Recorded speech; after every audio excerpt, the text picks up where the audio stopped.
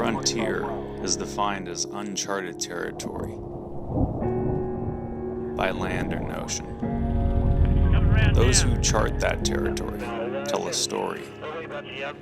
The past illustrates the blueprint for the present,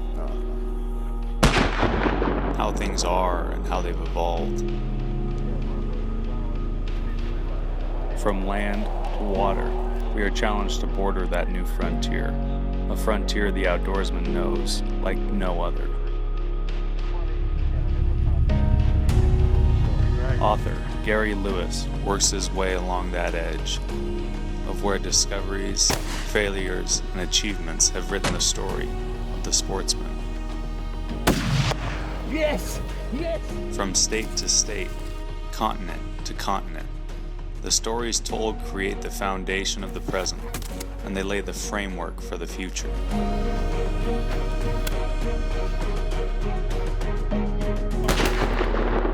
Through the muzzle fire and on the stone are stories from the edge. Water is the most important thing as far as Indians are concerned, 'cause that's life. The past is written, the present is here, and this is Frontier Unlimited.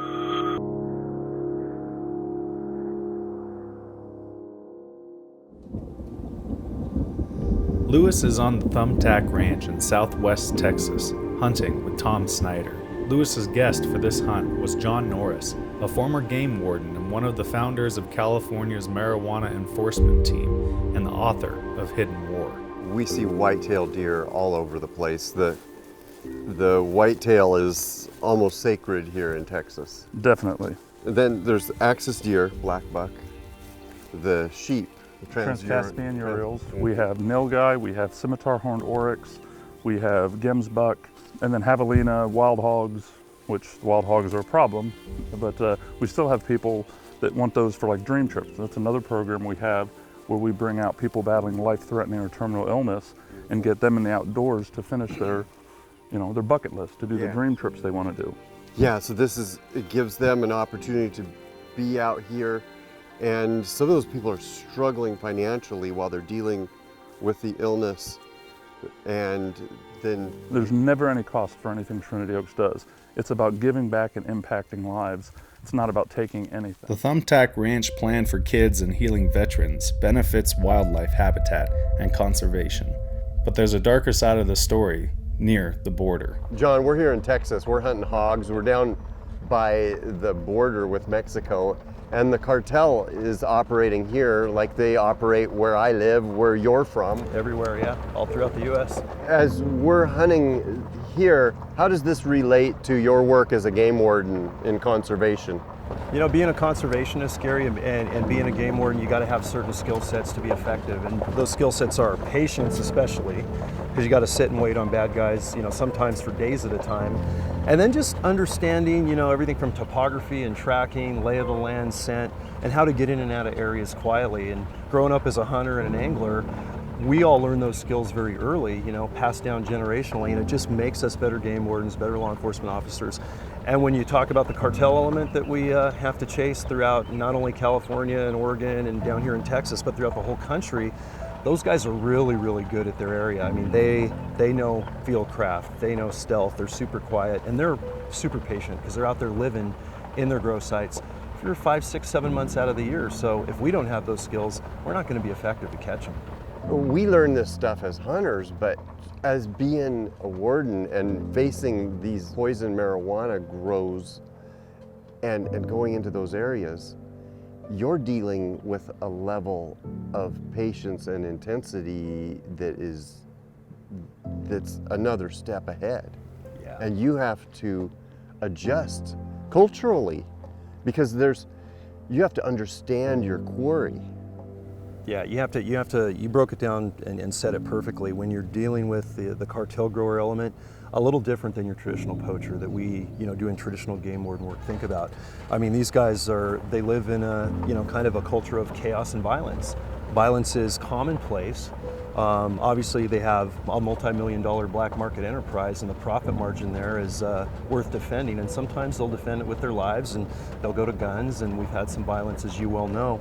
So, being out and in an area here like Texas and having a hunt with you and sharing this amazing experience as a conservationist just helps reinforce those skills to be aware of what's going on around us and better at catching them when we need to.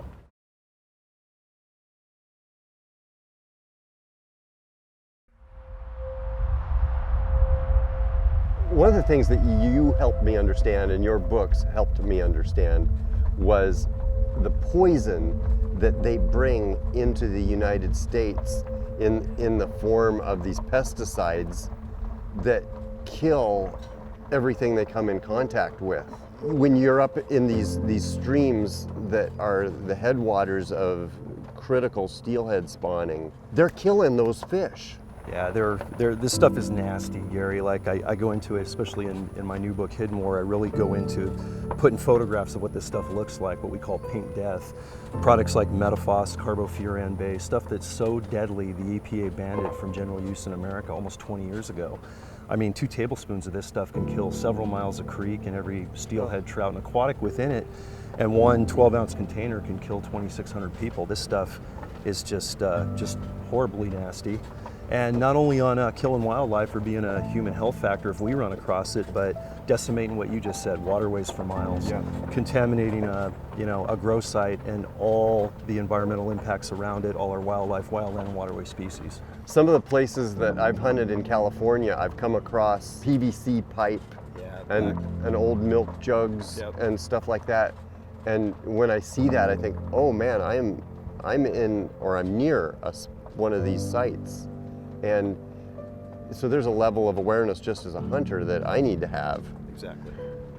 But that's the kind of thing that you're trained to notice and to look for. Yeah, we look for that, and something we also, as just educators and public safety educators especially, as well as, environmental protectors, is educating to what to look for, what we call grow site indicators. And you just hit it on the head, how many people over on the West Coast and throughout 25 other states we hear about that see what you just saw. Black poly pipe just going along a ridgeline randomly in the middle of the forest. Well, the good chance that's a trespass, illegal grow site, probably cartel run. So when you see something like that as a hunter, you want to get out of the area, document it, get a photograph of it, make sure you can articulate where it was, and get out safely and report it, because who knows how big that grow site is and who knows how deadly those guys are going to be up ahead, if you follow that water line to something really nasty. These aren't simply marijuana grow sites. These are poisoned marijuana grow sites. And so the product that hits the street is carrying this residue. It is. And this is the horrible part about it. We don't only see those poisons in the grow site going into the water, going on the plants themselves, but it's on all the bud product, all the flower that unknown, unsuspecting users all over the black market in America are ingesting, and they have no idea they're ingesting deadly poisons. So they think it's natural, but they're putting this poison into their body. Exactly, and certainly our cartel growers aren't organic. They're not really going green. We've never seen that concern for human health from that criminal element. So if this stuff makes it out of the forest and makes it into circulation, people could die. It's that bad.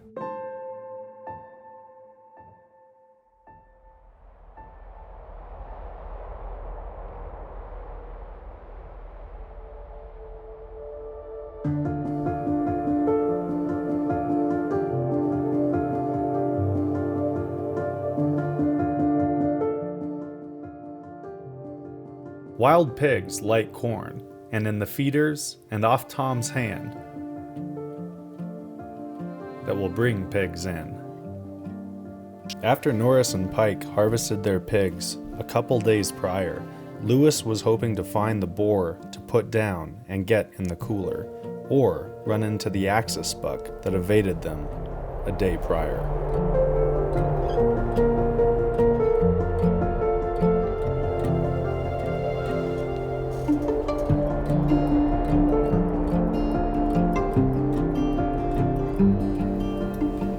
It's fun being in a different blind, seeing the landscape open up as the sun comes up in the morning. And we've got shooting lanes in every direction, kind of like spokes on a wheel. And a lot of whitetails out moving in front of us. We've seen some raccoons already. Who knows what we're going to see next?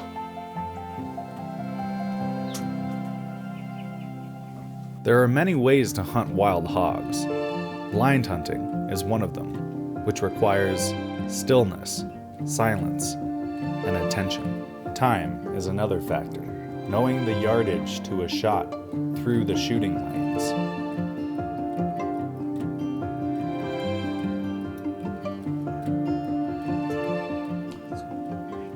All right, brother, so day 3. We're having a pretty good morning, but nothing big yet. How you feeling? Any pressure to get it done, or where are we at? No, I'm not feeling any pressure. I had my chance at a big last night. And that was fun, just seeing them and going through that whole process. Yeah. That was cool. Now we've got a lot of day left and a good evening too. Yeah.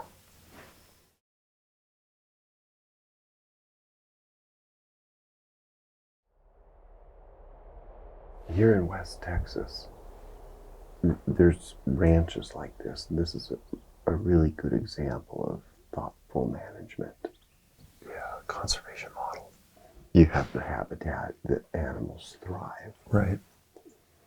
And I can't help but think we could do better on public land, but we're hampered by a lot of things, like ignorance. For sure. Drug grows. Sure. Play into that. Right. Because A, we allow them through ignorance, and B, they take up land that belongs to the public and is supposed to be there for the use by the wildlife. But when they kill the wildlife to protect their plants, then we lose, the public loses. And that's a part of the difference between this habitat, which is well managed, and the unmanaged, to a high degree, unmanaged public land. Yeah, that's it exactly, Gary. And you know, we're always trying to get more water, more cover on our public land areas that have been impacted just with, you know, negative land use. And then you factor in, say, drug cartel activity, and you don't only take out the wildlife and destroy the waterways and poison everything that's there in that grow site, but you have the downstream effects. You know, you get these EPA banned poisons in the waterways, and they go down and stretch out and destroy 5 miles of aquatics and creeks. Think of all the wildlife that for miles are impacted. So for miles and for years. Yeah, and for years. And you just said it well, where you can't get that back right away. I mean, you decimate one creek and all the steelhead, all the aquatics, all our big game, small game that are feeding off of that. You're going to lose them literally for years, if not forever. So the impacts are exponential, and stopping that to get our public lands back is critical.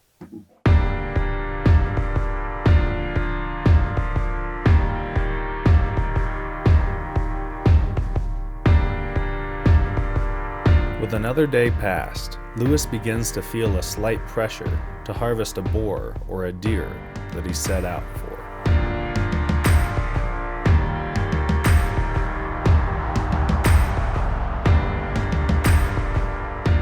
With one afternoon and one evening left, Norris and Lewis get into their last blind for the day, with hopes of connecting with the animal that gives them the opportunity.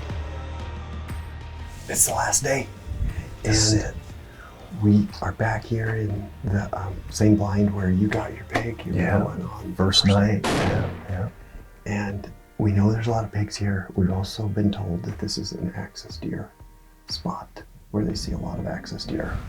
And we hope that happens. But if it doesn't, I'm going to shoot a pig I'm going to try because they want the numbers knocked down. Yep. So it's important for their habitat management.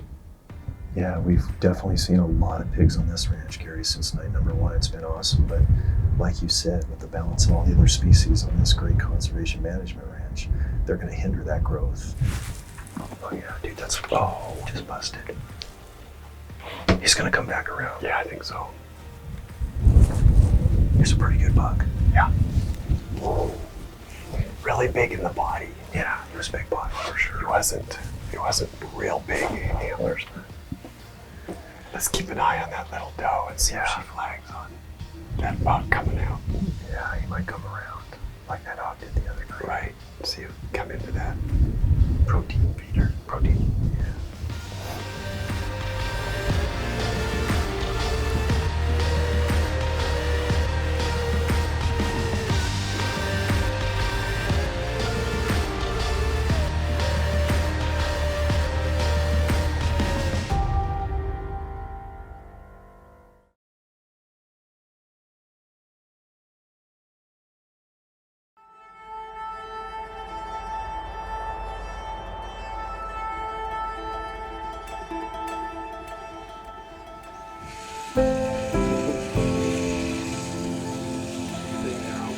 In the fading afternoon light, whitetails surround the feeders the hogs once were. A gentle breeze through the blind passes Lewis and Norris's face as they look intently to find the animal that gives them the opportunity.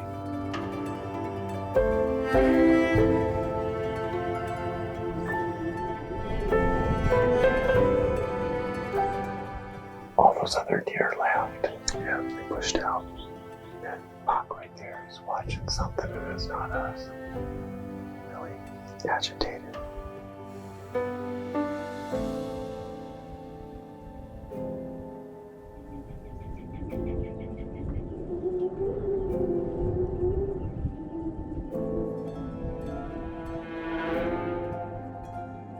Left of the feeder, there's a whitetail buck.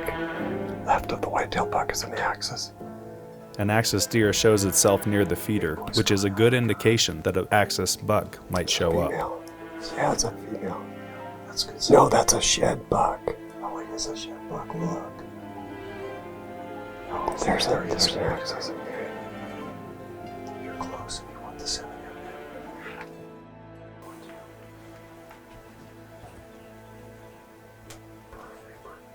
See if there's another one. I'll call it bigger one. The one in back is bigger. Right? Yeah. Yep. They're right. They're standing on each other. That's a good brisket shot. Come on, Gary. All right. Lewis shoulders his rifle, takes aim, steadies, and presses the trigger.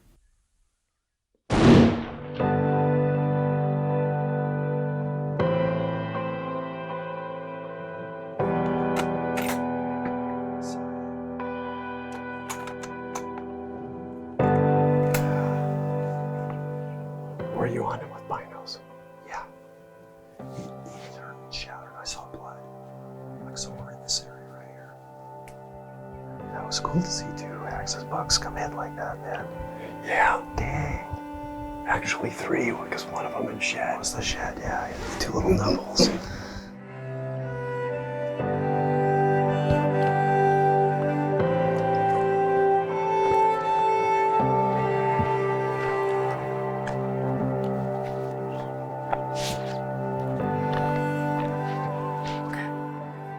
Right.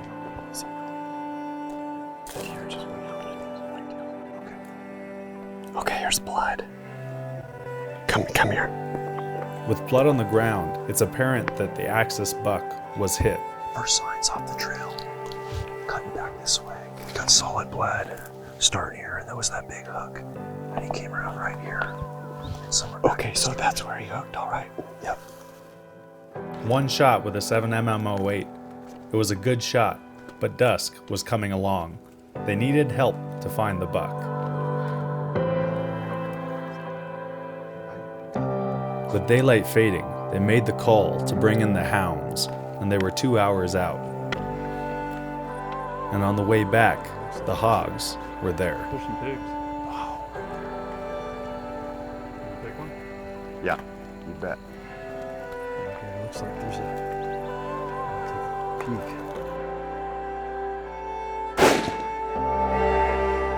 On the deck. Dead pig. Good shot, Gary. Good shot, sir. Way to go. Well done, bud. Thanks. A nice pig down. Right at last light. Perfect. Good job. Ha! Yeah. Nice. Perfect. Eater. Nice. Yes. Congratulations. Thank you. Well done, brother. Way to get him, man, on the 11th hour. Right then, I love it. Good job. All right. With the hounds en route, they harvested a good cooler pig to bring back to Oregon and share with family. Each dog just got a GPS on him with their name. You know how far they are. And then I got the bird's eye downloaded on this. Bird's eye is like Google Earth. You can see the lay of the land. You see that little old draw right there. When the hounds stopped moving on the GPS tracker, that's when they knew they had found the deer. We've come to the spot the dogs said that it was, and now we're going after in with light. Yeah, baby. Oh, beautiful animal. Gorgeous. Yep. With the hounds that found the deer, Lewis, who had harvested his meat pig, and 2 pigs taken the day prior from Norris and Pike, Trinity Oaks shares a model of conservation and care for the sportsman that is unrivaled in South Texas.